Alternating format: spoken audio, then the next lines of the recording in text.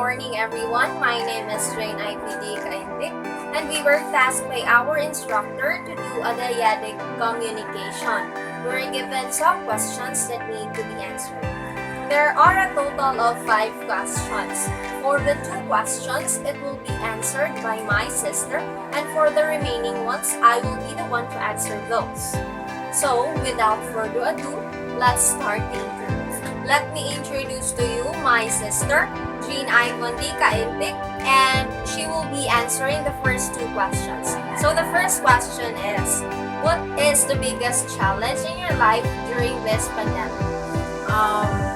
Before school year 2021, baguhay pa nag-start ang pandemic, naka-feel yung buo ka ng boredom, ka ng boring mag-stay sa balay, dili ta kagawas para magsuloy-suloy, nya kung dili ka sa balay, magsigilan sa tag-cellphone, magsikita niya atong mata, pero hinuon na kaya raman sad.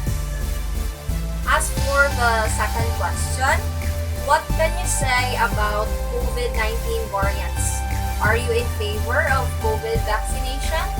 Why or why not? Before nag-start ang pandemic, I felt scared. I was thinking na may hindi na maabot dito sa Cebu, but COVID is COVID, spread man din na siya. And now that we have vaccines already, for me, I don't want to be vaccinated, but I know that it is required, so go na lang po, so that I can say to myself that I got vaccinated.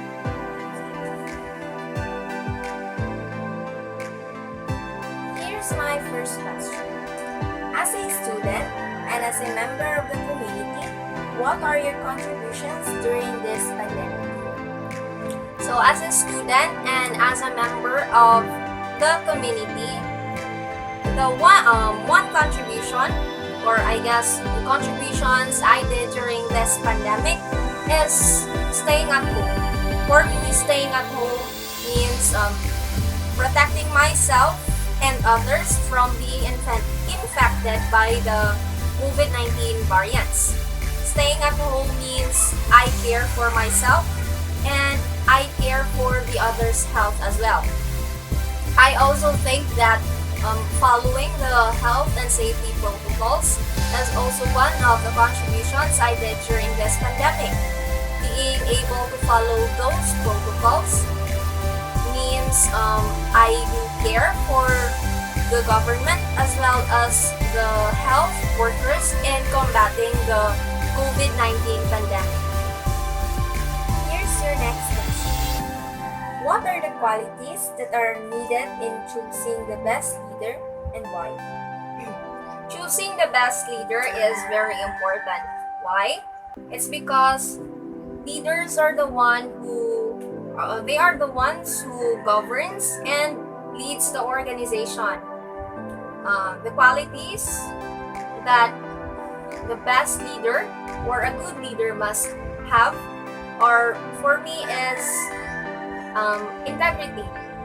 Leaders must know or must demonstrate, or leaders who demonstrate integrity shall be or garner trust among their colleagues. A leader must also know or must have the ability to delegate tasks.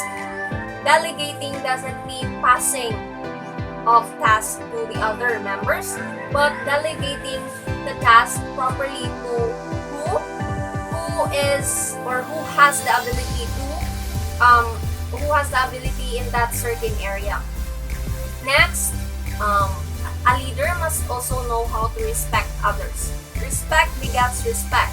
If the leader knows how to respect the others, then his or her co-members shall be respecting the leader itself. Then, good communicator. A good leader must also know how to communicate his or her colleagues properly to avoid misunderstanding and miscommunication. A leader must also be visionary and goal-driven. Visionary in a sense that he or she can have a bigger picture of the organization situations. Okay, here's the last question.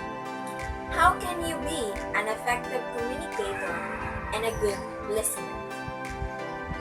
In order to become an effective communicator, you need to become a good listener, because listening is the beginning of understanding. So when you understand, when you listen well, you tend to understand what the communicator is trying to say. So when you understand well, you tend to create your own feedback and then try to communicate also what your thoughts about. So an effective communicator is someone who conveys information to the others, as well as also very responsive to the others' input. When listening, effective communicators try to make eye contacts with to the ones they are talking to, and they try to use affirmative languages. So that is why good communicator starts with listening.